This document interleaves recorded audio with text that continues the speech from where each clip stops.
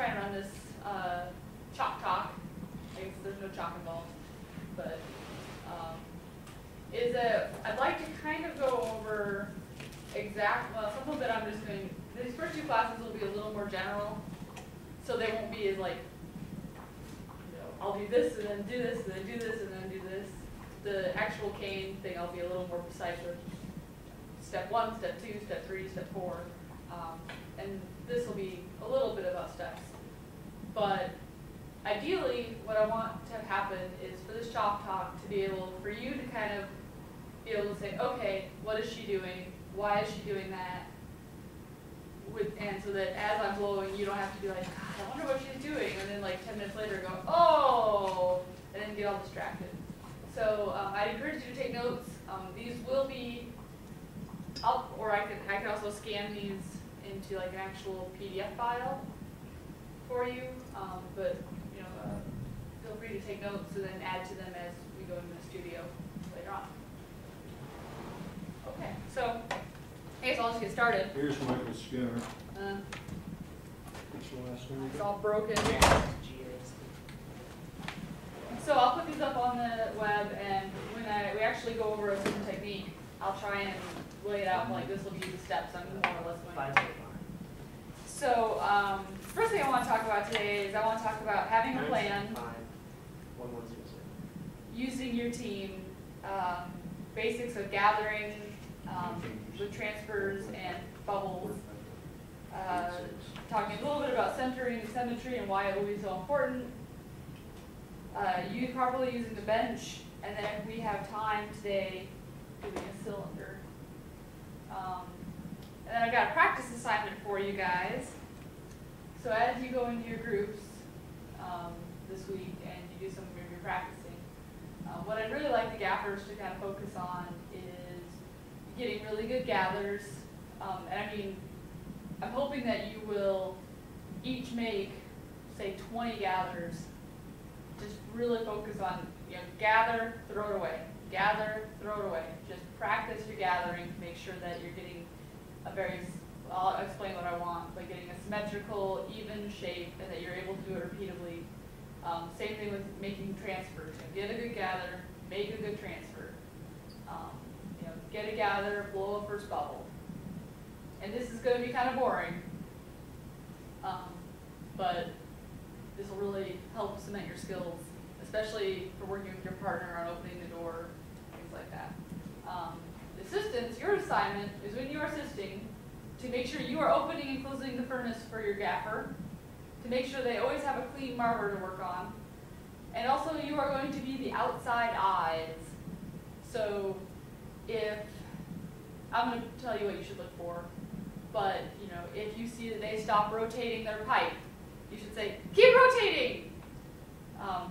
And the goal is to kind of help the gaffer, in this case, normally this would be part of your assistant duties, but for this week, try and help your gaffer out with things that maybe they're not conscious that they're doing, whether they stop turning, maybe whether they're holding their pipe up at a funny angle or something, but we'll kind of go over that. So those can be your practicing goals for the week. All right. Could I steal that for a minute and just, Sure. unless nobody else, if anybody else needs to make notes too. Well, if you want to make copies of that, I can put it online. Okay, yeah, I'll make copies. I'll keep them on, put them up. I'll put them in a PDF or something, put them online. Okay, so one of the things I want to talk about starting out was just having a plan. And there are a couple reasons for having a plan when you come into the studio. As you get to these bigger pieces, they're going to take you, well, maybe not necessarily bigger, I should say more complicated. They're going to take you more time to do. So doing a cane piece will probably, no matter what the size, is probably going to take you an hour to 2 hours, just because there are simply far more steps involved to getting to where you can actually start blowing. So it's important to have a plan. This is so that your assistants know it, so they're not like, oh, what do you want me to do? And then you have to explain it to them as you're maneuvering hot glass. So if they know what you are planning, they can know the best way to help you. Also, So when I come into the studio, what I generally do is you get everything fired up, you fire up your glory hole and your pipe warmer. Bar color, you need to get that preheating as soon as possible. So that might even be the first thing you do, especially if you like to use a lot of it. Making sure you have make sure you have the correct pipes and punties in the pipe warmer. Like for example, these pipes have the same head, they have the same body, but if you look at the bottoms, they're different head size. Or you can move up to pipes that have a bigger body size. But if you're going to make a really big piece, you need to scale up the size of your pipe. Also remember that the size of your gathers are going to be affected by the size of your heads. And it doesn't usually matter what, but if you're planning to make a big piece, don't bother putting really small punties into your pipe warmer. So be conscious about what you're picking up and putting into your pipe warmer. Same thing with tools. If you know that you are going to make an Encomo piece or a cane piece, make sure you have out the calipers, make sure you have out your newspaper, your blocks. Check your block bucket to make sure you have the blocks that you need. Make sure your marker is clean. Things like that. So making sure that when the time comes, you don't have to panic and go, oh crap, we don't have any big punties. Where's that number 10 block? I need a number 10 block right Yeah. now. Right now. So if they're in place near you, it'll help you a lot. At the same time, before I start blowing, I get out all my tools. Like I always set my tools up the exact same way on the bench. Tools that I grab from the back face forward. Tools I grab from the middle go backwards. So my jacks go back. I don't care how you set it up, but having all the tools you're planning on needing on the bench really help. And then before I blow every time, today you'll see me clean my tools off. And this is just me taking some hot glass, cutting it, and this will clean any wax off my shears or my tweezers. And this will be to heat up and clean my jacks. Like my jacks right now have quite a bit of jack scum on them, lots of carbon, lots of wax. For the best use of this, you should clean these every time you use them. So I didn't clean mine on Wednesday night, shame on me. But we now have a 1 gallon thingy of denatured alcohol. So take denatured alcohol and a Scotch-Brite pad, those green scrubby pads.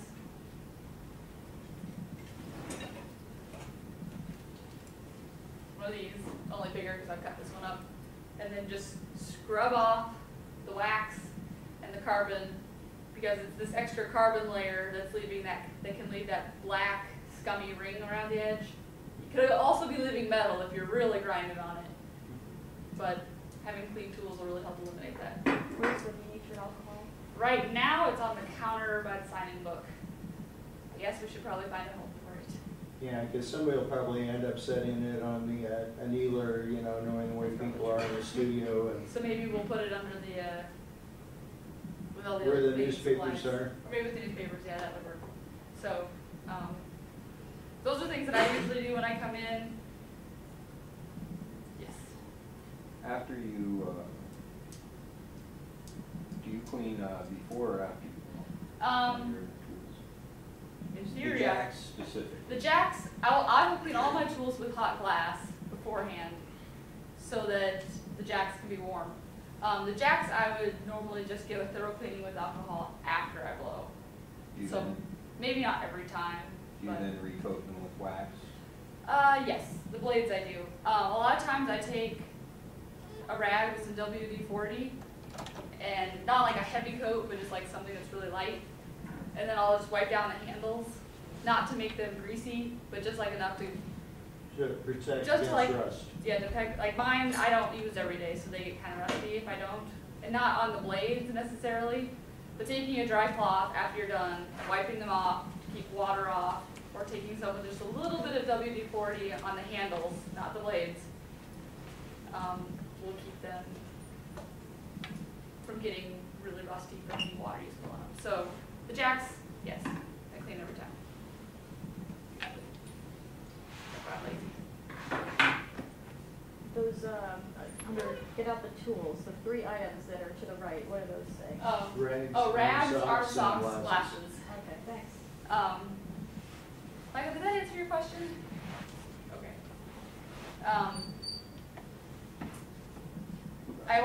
The point of the question was basically, if you clean something with denatured alcohol, you should probably look to put something on it to protect it, so it's not virgin, unprotected metal that then Yes. sits in a humid environment. So clean with the alcohol, then put the. Then put like a light coat, use like a rag with like just a light coat of WD-40. You can do it on, you can do it on the blades, just don't, just make sure you clean the hot glass the next time. And they do, because they do, if you put WD-40 like on your tweezer blades, it seems to build up a layer of carbon really quickly. So just clean up beforehand. Everyone has their own preferences. Why are but you saying that a hydrocarbon would break down the carbon It's if you weird. leave a deposit on there? I just don't get it, when exposed to heat. But yeah, but putting like a layer, usually at the end of the day, just a little WD-40 on. It'll keep a lot longer. That's what we did at Haystack anyway.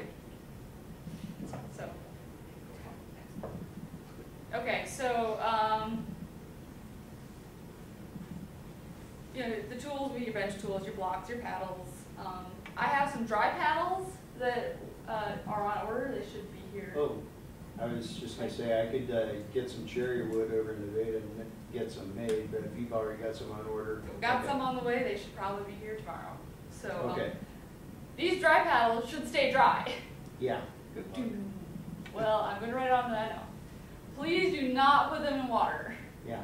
Well, Um, after I made the dozen that are in there and came in and somebody left all of them out of the water and half of them cracked, Yes.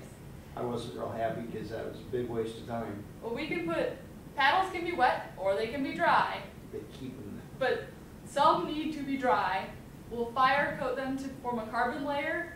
We want carbon on the paddle. We do not want water. Because these tools will be used for shielding your hands from heat, or they'll be used for shaping, where I don't want to cool it.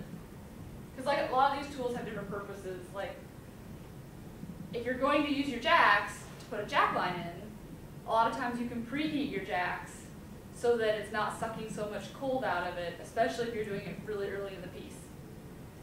Later, if you want to use your jacks to create a cold spot, you probably don't want to preheat them. So, but, you know, so that's the same tool, but it has a different purpose in each time. So, same thing with the paddles. Wet paddles are going to suck a lot more heat out of your piece with the water than a dry paddle will. So if you're trying to shape and not cool, dry paddle. If you're trying to shape and you want to cool, you can use a wet paddle. Make sense? Yeah. Anyway, so those are, I like to keep a rag in my pants because as you work with bigger pieces, you tend to like dip your hand in the water or you get sweaty. So just kind of not, or we have a pipe cooler that that we're using. So it's nice to have something besides whatever sweaty body surface you have to wipe your hands on, or to wipe a tool on if you spilled water on your jacks or something, or onto your shears. Having a handy something is really nice. Of course, safety glasses. When you blow, use an arm sock. Like since these things, you might be will not be working bigger, which translates usually as hotter, but you're going to be spending a lot more time near the glass in order to prep everything. So you might find an arm sock to be very helpful, especially if you're going to be standing in front of the large glory hole. Maybe one on each hand. I don't really care as long as you're happy. I've got a pipe cooler set up that we'll use, and I'll show you how to use that. Also, before you start blowing, you should check your annealer to see if you have space for the thing that you are making.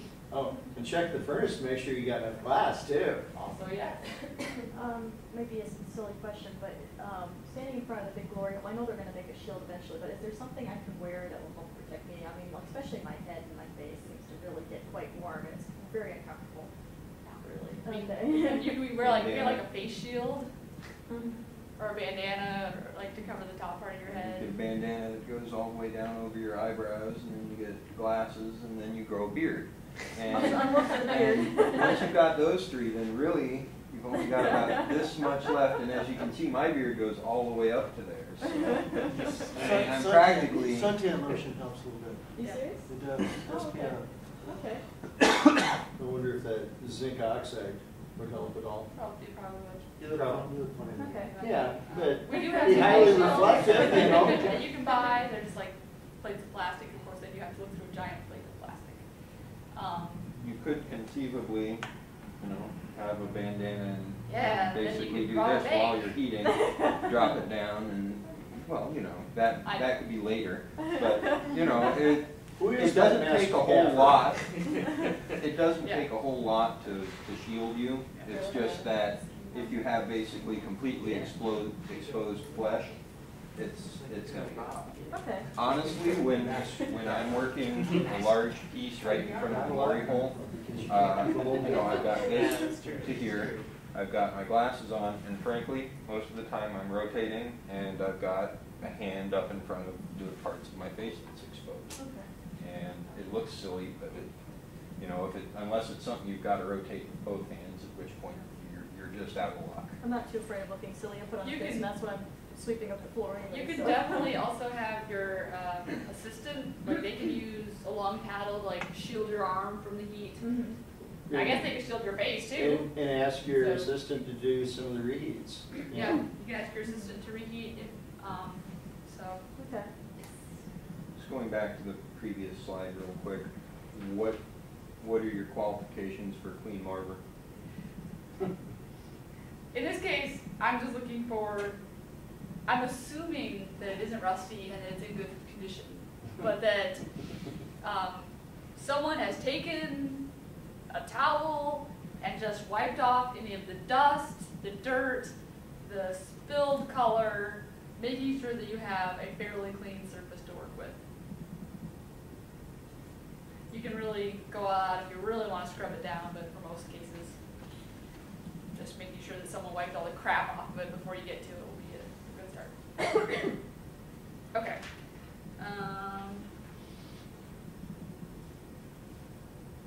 Right, so just one of my kind of thoughts on the studio safety. Just remember that everything's hot, and as you work with assistants more often, it becomes much more crucial. Remember, if they're holding it here, you grab here. Especially as you spend more time in the glory hole, your pipes are going to progressively get hotter and hotter. So even if you pipe cool them, do not grab down here. You will get a nasty surprise. So just remember these really basic safety things. Remember that all tools could be hot. Also, if you're doing more trimming and things, any glass that has fallen on the ground, it's pretty important that as the assistant, you are shuffling that glass somewhere where you aren't stepping on it, and also that it won't explode into your feet. So, if you're, it can wait a few minutes, but if you're going to be working for an hour and a half, there's a pretty good chance that's going to explode during the time you're working. So a lot of people will shove it under the bench, or they'll brush it under, they'll brush it back towards the furnace. There's usually, people kind of just pick little spots where you're like, this is where all the crap that falls off goes. So you're saying it's an okay thing to do? Yep. Okay. So that should be, you don't really want to take any time bomb on any of glass. You can kick it, I don't care what you do. That's part of your assistant's job. Right. Keep in mind that dust is bad in the, so the glove, the fiber frac, sweeping, powdered color, all those things create dust that you really don't want in your lungs. So try and be kind to your fellow gaffers and not kick up a lot of dust. The latter two make sense to me, but in what ways would we need creating dust with the glove and the fiberfrax, and how do we avoid it? And what is the fiberfrax by anyways? Fiberfrax is that white, cottony looking material that sits in all those bowls. And it really should not be out Bingo. because it's basically asbestos. Well, it's not asbestos, but It it's forms a similar- cristabolite, it's which a similar is an thing. asbestos-like You substance. inhale it into your lungs, and it's going to be stuck there. Mm. For So life. I would heavily recommend you never use fiberfrax unless it's sealed in something. On the furnace, it's pretty okay. We're not actually touching the frax, but yeah, don't touch it. So we really shouldn't be touching that white stuff in the bowls. It really shouldn't be out at all. Okay. Bingo. But that has been a campaign many a person has tried to fight and has lost to convince the guild not to use it. It's really bad for you. The Kevlar gloves, not such a big deal, but if you're smacking them together, they're full of essentially fiberfrax. It's not that same composition, but they're full. Well, and Kevlar starts to burn at about 900 Fahrenheit. Yeah, and, so smacking them together is going to just create little particles of stuff that can go into your lungs and once again stay there. So, right. A few words about okay, so next thing, teams. So the gaffer, as you work in your team, whoever is the gaffer, is in charge. They have final call on everything. Even if you think they're doing something totally wrong, as long as it's not endangering you, you give them what they want. Even if you think it's too hot or too cold, you are able to voice your opinion if you think, that looks pretty cold. But if they say, nah, bring them a bath. At the same time, that means the gaffer, you are in charge of making sure that the whole team knows what they're doing, that they know when to do it. You're responsible to make sure you're not doing anything stupid that puts them in danger. Also, you can't hurt anyone's feelings. So like if someone brings you a really crappy transfer, you don't have to take it. Say, no thank you, please go make it again. So, assistant, your feelings shouldn't be hurt. You go make another one. Don't say, oh no, it's fine. They want a new one, go make one. And then, so if you take a transfer that's too hot, Too cold. or too cold and your piece falls onto the ground, that is not your assistant's fault, that is your fault. The gaffer's fault. I guess maybe if they bring you like 4 bad punties in a row and your piece just cracks from being cold, then maybe their fault. But as a gaffer, if you accept it, it should be up to your standards. Your assistants, your purpose is to make life easier for your gaffer. So like at no point should you really be sitting down on the benches and be like, oh, what, you need help? You should be paying attention. Anticipate their need. Yep. You should never touch the glass unless the gaffer says you should touch it. Like if they want you to somehow shape it, like put a bottom on it, or that's usually the only reason you'll touch it. Or if they want you to bench blow, the gaffer tells you when to start blowing or when to start touching the glass. You don't go, oh, I think they need a bottom.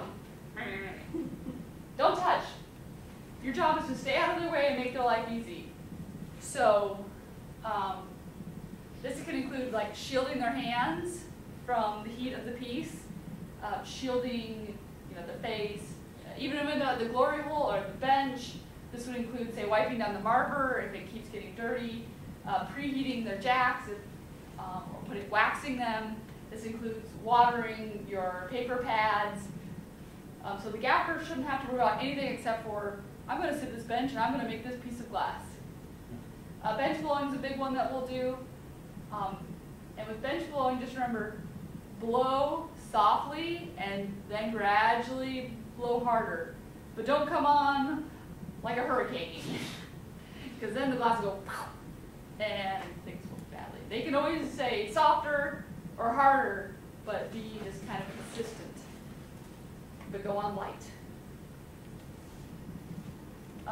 Also, if you're bench blowing, and you're going to hyperventilate, and nothing is happening, feel free to tell your gaffer, it's like, I'm blowing my hardest. so they know that you're just dying at the other end. Yes. So those are the basics of team rules. You'll see them as we practice in class. But just remember that your team's there to help you. And if there's something your assistant can do, let them do it for you.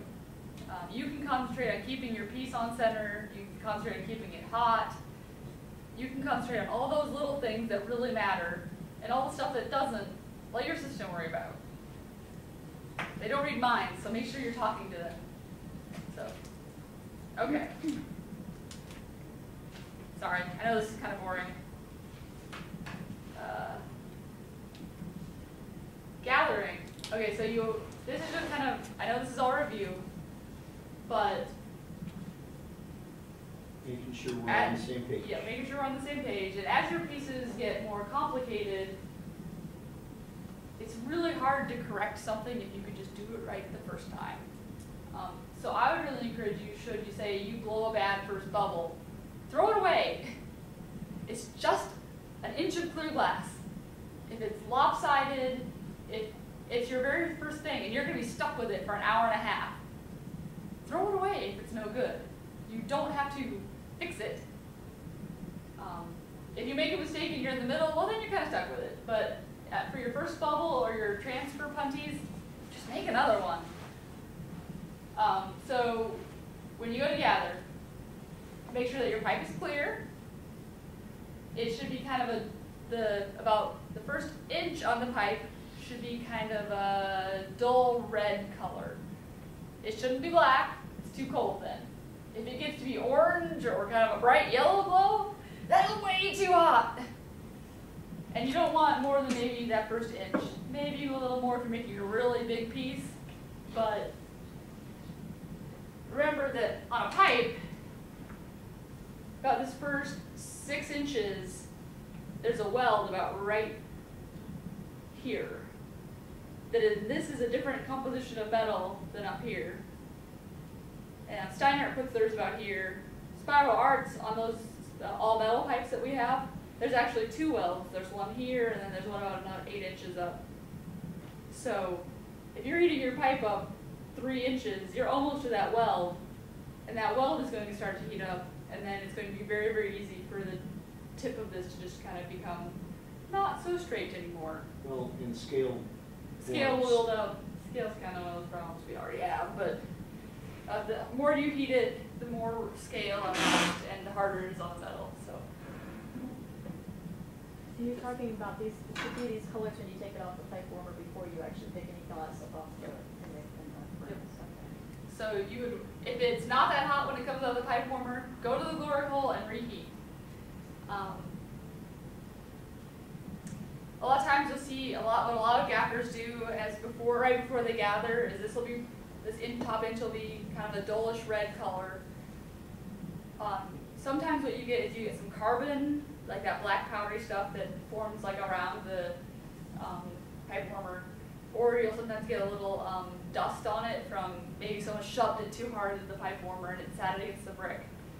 Those things can form bubbles in your gather, or they'll come off of your pipe and just land in the furnace or into your piece, and then they create bubbles for more people. So what a lot of gappers will do is they will cap the front end and then quickly dip it into the water. You don't need to like dip it up to here, just that top part where you're going to gather, and that should get rid of the carbon layer.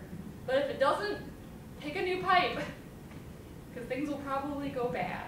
Maybe not really bad, but they could. So, yes. Okay. Oh, anytime you quench your pipe, make sure your finger goes over the top and put it in the water, pull back out, and give it a little poke to go through it. That'll just get rid of any water that's made it back up through the pipe. And if you don't, this will turn into a giant capillary tube full of steam, and the water will turn into steam and come up to the pipe and shoot you in the face. Or at least the pipe will get extremely hot and also bad. Okay. So, your assistant should open up the door for you. On our furnace, you just need to lift outward a little bit and slide to the side. but you don't want to like open the whole door. It's letting out a crap ton of heat.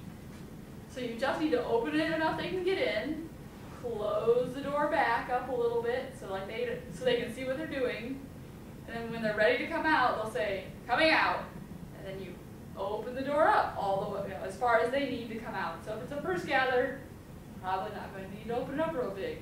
If it's their third gather, keeping it closed a lot will shield them from the heat, and then making sure your assistant's paying attention to opening will give them plenty of room to come out without worrying about hitting the sides or the sill or anything else.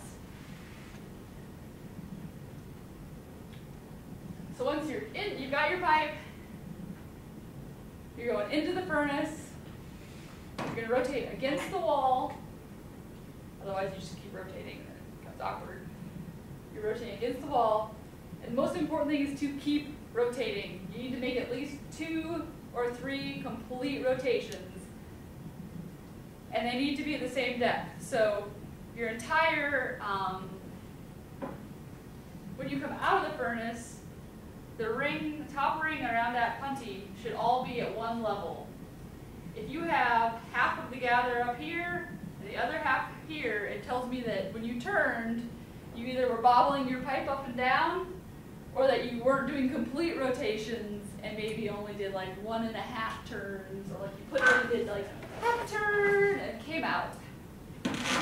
So the reason having this is important is because this pipe is basically a heat suck. It's going to suck heat out of your piece, and it's going to do it more unevenly, like this. Also, your glass is going to cool at different rates, and this top part will cool the fastest and become a little piece of flying shrapnel. So we want that. So make sure when you gather, there are dozens of different ways to gather. So you can pick one you like, but they all should end up with a steady dip point, and they should end up with completely symmetrical when you come out. Most of the time. There's a few where you just need to get mass. When I gather, I almost always do what they call the pull. So for instance, I'll go in, dip into the glass while I'm rotating. As I'm rotating, I'll do my 3 full rotations, and then I'll kind of pull out a little bit and up. So that pulling outward should just strip things back into the furnace without having to come out and then go, oh, strip, strip, strip, strip, strip. Because it'd be better if you don't strip. Keeps all the glass in the furnace. We all have to strip sometimes, but pulling out backwards will help strip right back into the furnace, and the glass stays there for another user. And by doing it at a shallow angle like that, it prevents leaving air bubble from gathering, which will affect the next gather, because sometimes that's how you get bubbles in the furnace, is just from your gathering. When you drip the glass off, it'll fold and trap air, and then the next time you gather, you got an air bubble in your piece that you didn't want. Yep.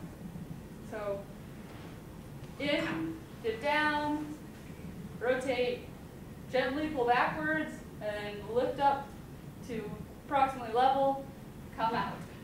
That make sense?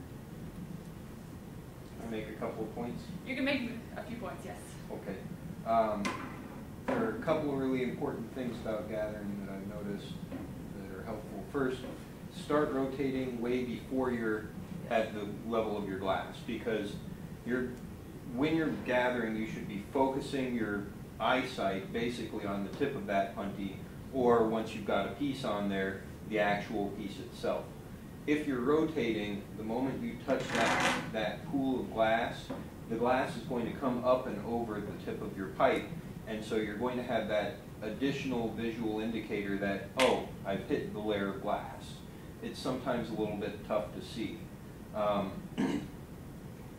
of a corollary to that is get glasses that actually shade away the sodium flare, because you'll be able to see inside the furnace.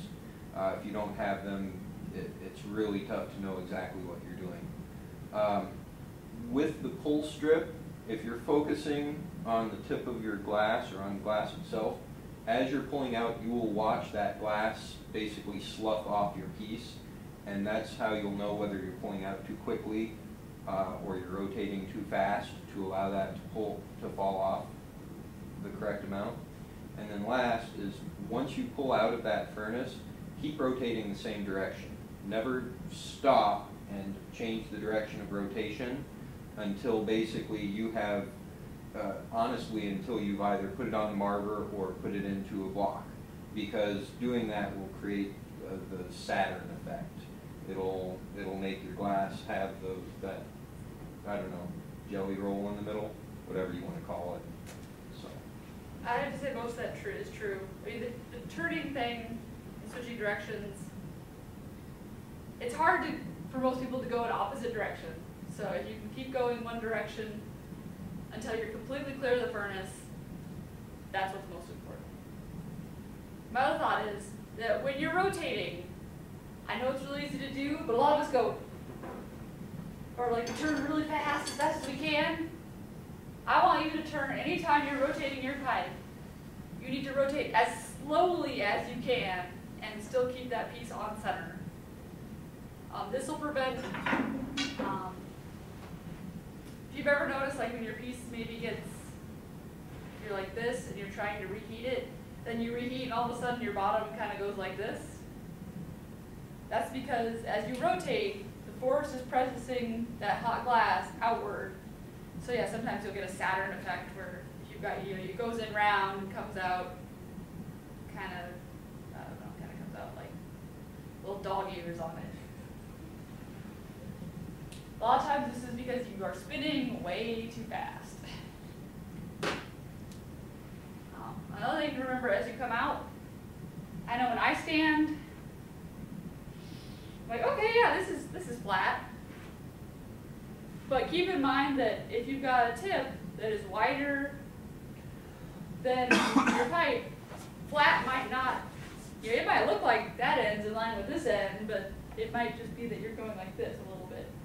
So remember that flat, make sure, you have someone look at you and be like, oh, are you actually holding it flat? Or are you kind of holding it down? Most of you, I would guess, will go like this. And this is going to force all that lovely hot glass you gathered back onto your pipe. No good, unless you want to have the world's thickest shoulders. There are times when you maybe want to do that, but most of the time, just even giving yourself like a slight 5-degree angle down will pull some of that glass off your moil and make your piece just pull more of that glass out where it's usable. The stuff on the pipe you can't use. And then if your piece keeps getting really, really long, tilt upward just a little bit. You're probably tilting down. So gravity is your friend. Use it to its best advantage. Okay, that's pretty much it.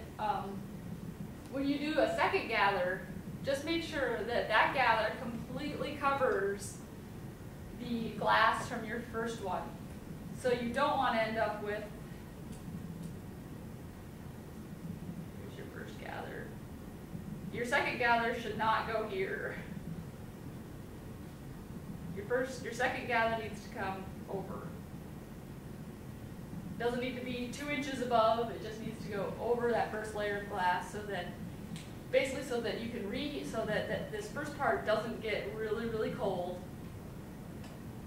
So you're adding that layer of heat to it to insulate it more or less, keeping it hot, keeping your pipe hot. Okay.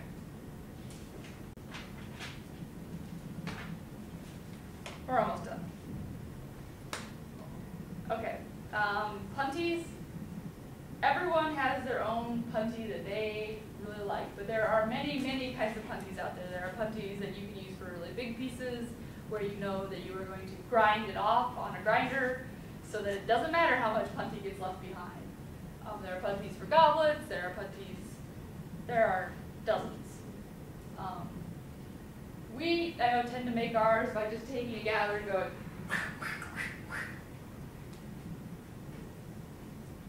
There are a couple problems with this that I think is a problem. If you really love that putty and it works awesome for you, feel free to keep using it. But the way I've had putties explained to me is that you want kind of an egg shape. Doesn't have to be a perfect egg or anything, kind of just be round. What you don't want is a putty that somehow goes where right here is right next to the metal, because that's essentially making the rest of this useless. And so this is the only point your glass has contact with the pipe, which doesn't really give it any stability.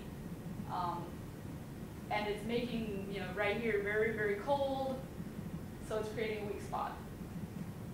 Those work okay, maybe if you're doing something with goblets where you're not holding on to them very long, but for a bigger piece especially, it's just going to make your piece go. The way I've had these putties explained is you need about 1/8 of an inch, is what people say, or books say anyway. The idea being is that this, when you attach, won't be completely squished into flatness. So when you attach your piece, this putty should not become that. You want your piece to attach right here, creating just a little bit of it'll widen it out a little bit. But the idea being is that right here, this angle, when you go to break it off, will already have created the direction of the stress going inward rather than like straight to your piece, where it then has to go make a 90-degree angle. That make sense?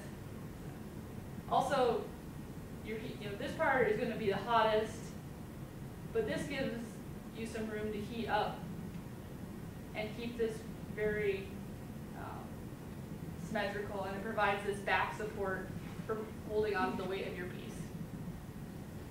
So this is the way I make mine. I'll show you how I do it.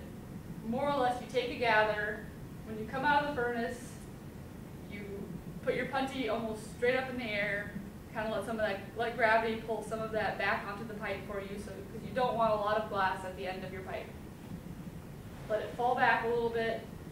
You're going to marber the sides, basically. I like to do mine in 2 marbers, so like I'll kind of do like I'll do like a put, well, I'll do it in 3, I guess. I do a push. You push forward on the marber as you're marbering, pull some of that glass back. You don't have to do that if you've already pulled enough off by going up. But if you've got a really big putty, sometimes you do the extra push. I push forward so that I kind of have something a little more this shaped.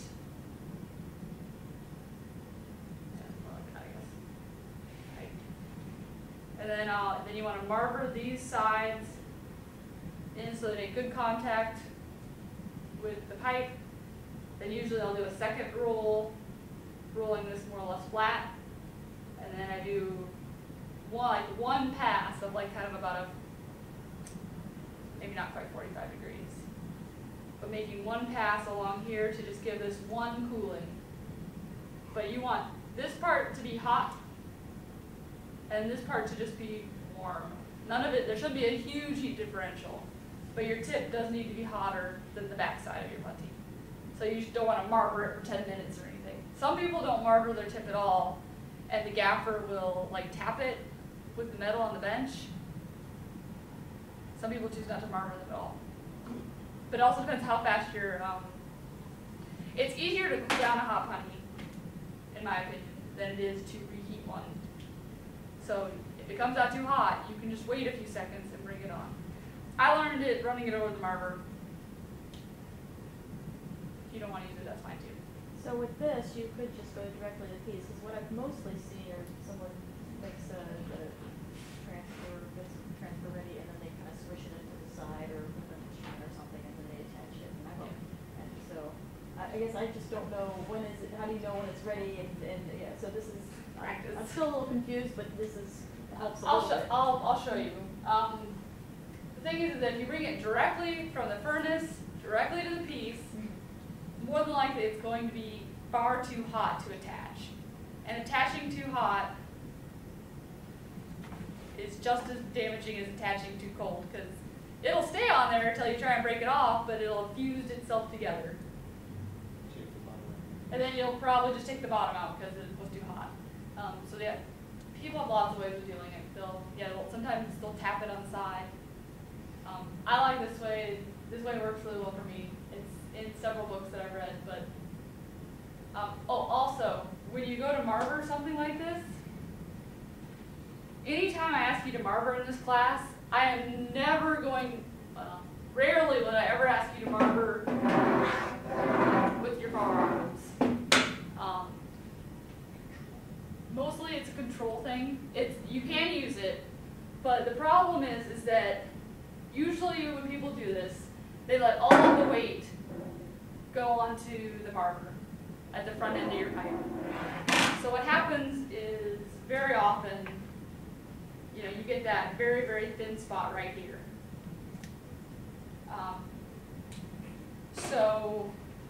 Which is great if you want to make something pointy.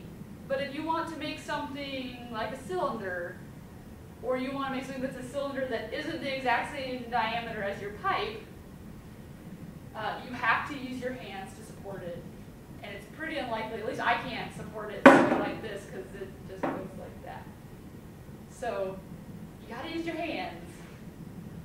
And you just have to roll a key. It's a skill. It's going to take lots of practice. If you want, go one direction, all the way to the edge of the marber, lift up, and come back. But this hand should be holding a lot of the weight. This hand's providing that counteraction, and they're both rolling. Also, works really great when you hold your hands, when you're holding your pipe, anytime you're holding your pipe. If you can hold the pipe as far up as you can without hurting yourself, you have to be like this. But holding it here goes like this. Same thing here, and then you gotta go like this. So, the farther your hands are, the better lever you have. So, you can roll across the marber. Or any other time you're holding it. Never should you be holding your piece like this. Doesn't really work. Yeah. Oh, and then when you're attaching, so if you're an assistant and you've got this transfer, you're bringing it over to your gaffer. Most of the time, you want to kind of be standing like this. Like, you need to be ready to take this weight. So if you need to squat down a little bit, but what you need to do is keep your pipe as straight as you can. You don't attach this unless the gaffer has asked for your help. The gaffer will grab the pipe, attach it to the piece. Your job is to keep it straight and in line with the piece. So you don't want, if the piece is here, you don't want your puntee going that way. It needs to be kept in line with it. And then you need to rotate your pipe with your fingers. So if they're going to go forward or backwards, but you need to keep that pipe straight and rotating. Not just, I'm going to hold this and let someone else, and let the other person turn the pipe, because what will happen is if your puntee is too hot, is that basically they're going to start twisting and this pipe will lag behind and you're going to uncenter their piece. So instead of being centered where they set it, they'll now have, I don't know if you've ever had the bottom of your piece, and you'll see kind of like a glob of glass, but then the majority of your pipe is actually right here. That's probably what happened. Like if you have kind of like this blob, and then the actual puntee ends up being there. Probably it was too hot and you spun a little bit and it got shoved. Or you just had a really bad centering and maybe you moved it intentionally. But it's really important that you turn with your fingers. Otherwise you're just providing friction for them. Okay. Two more things. First bubble. There are many, many ways to make a bubble. I don't particularly care what way you use. But the end result should be something like this. Something where you have, the bubble should come out sideways and then go up. And these walls should be thinner. And then the thickest part should be at the bottom.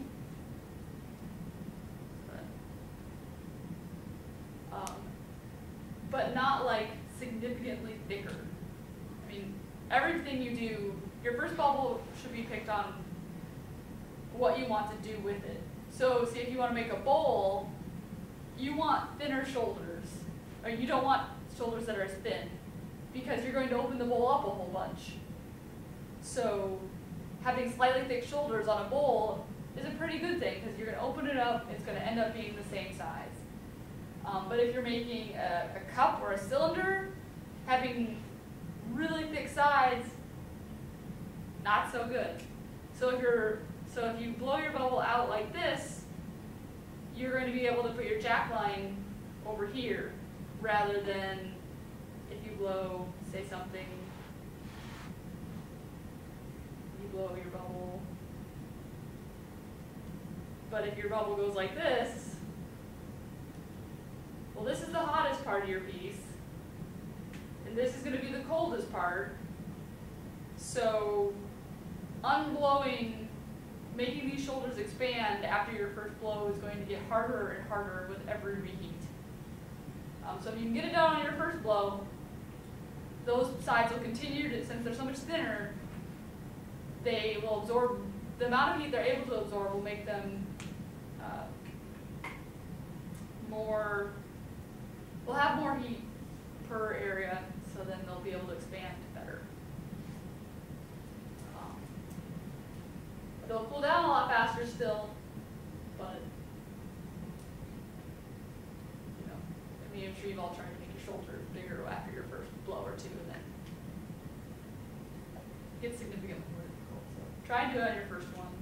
If you're doing something like an overlay, where you're worried about maybe squishing your bubble, and you want your bubble, then you might want your bubble to be really small. The shape doesn't matter quite as much, because you're going to keep the crap out of it again once you put color over it. But yeah.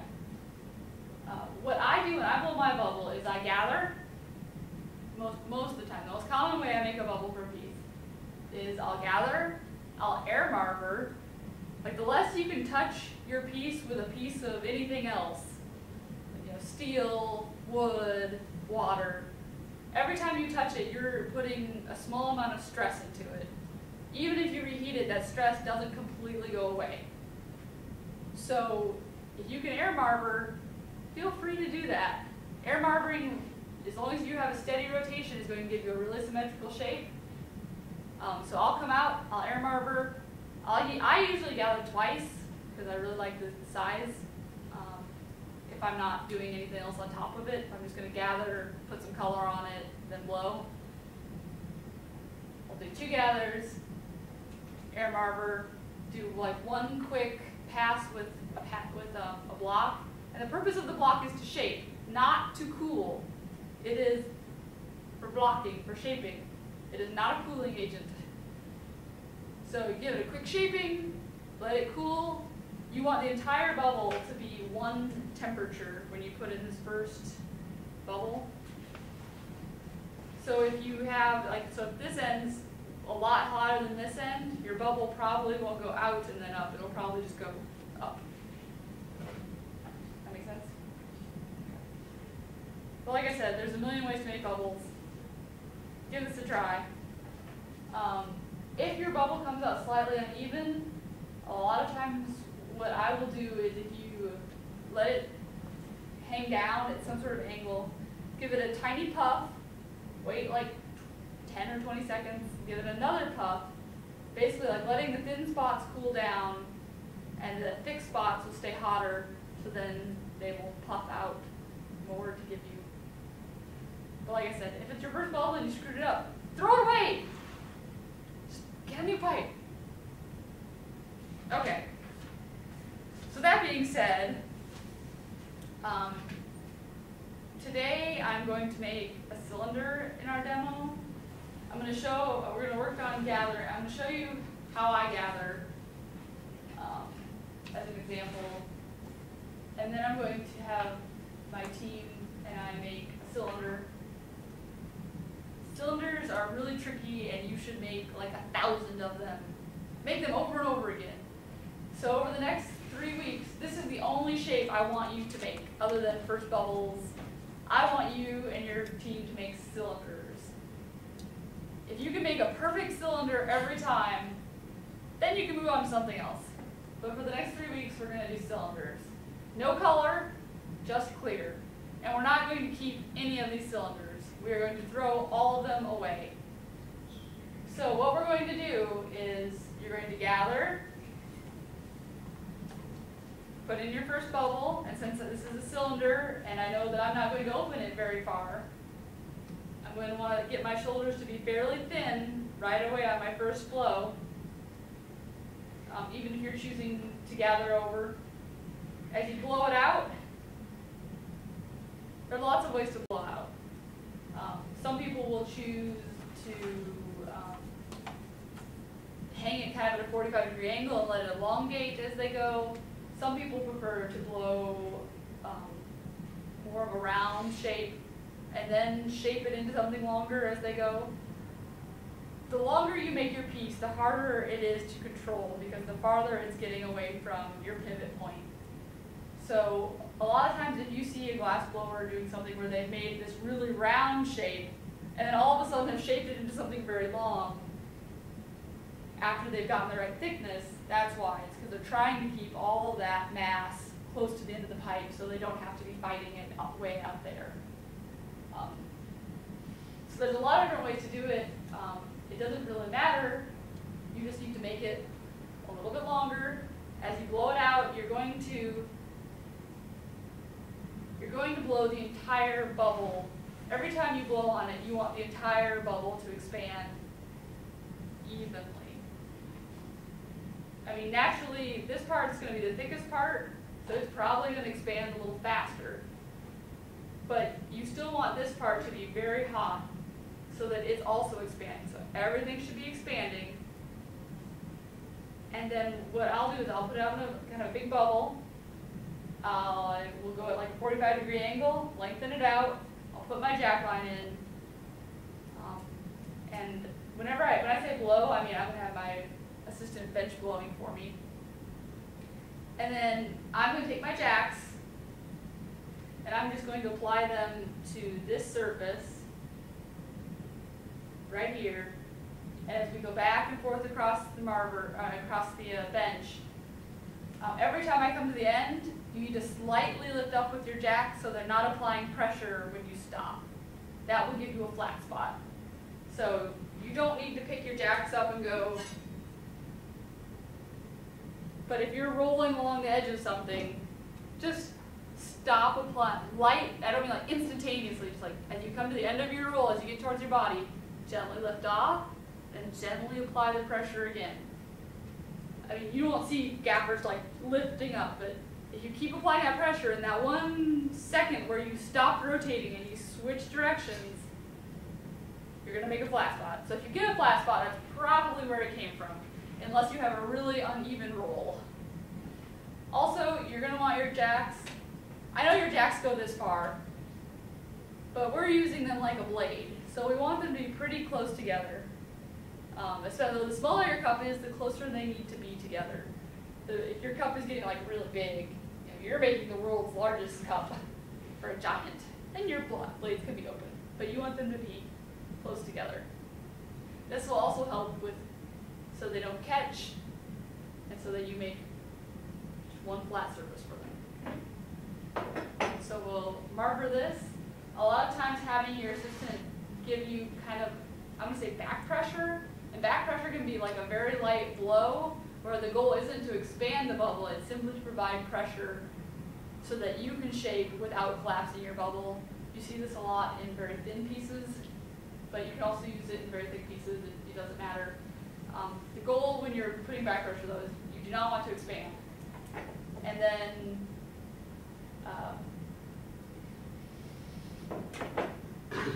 Your thicker part, as they get, even that back pressure will slightly push this out. And then more or less, you take a dry paddle and your assistant will come up. You can put the bottom on yourself, but a really good way to get a sharp corner, pretend this is made of wood and not made out of metal, is when your assistant grabs a paddle, you want to grab the paddle high up on, right before you get to the blade. Your hand will go flat against the blade of the paddle, and this is holding it from gravity. This hand will be providing the pressure going against the piece.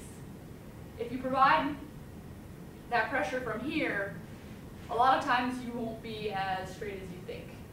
You're going to get kind of an even, not like this probably, but it's really easy to put it just a little bit off. Use this hand for your pressure and gently press in. When you give that, it's hard to say. If I'm jacking on my cylinder and you come and you want to stay under my blades, so you don't want to be pushing me up. You need to stay out of the way of the tool the gaffer is using. And when you start pressing, you press gently. You press really hard, and it's hotter than you think, you're going to end up with a goofy flatter thing. That make sense? Okay. All right.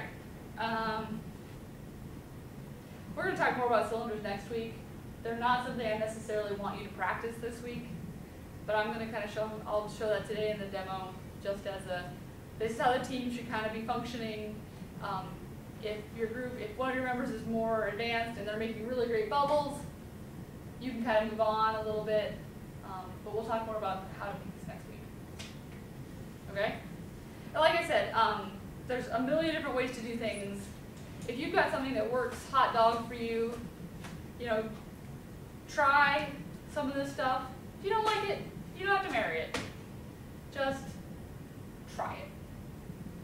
If you have any questions, let me know. Let's head over to the studio.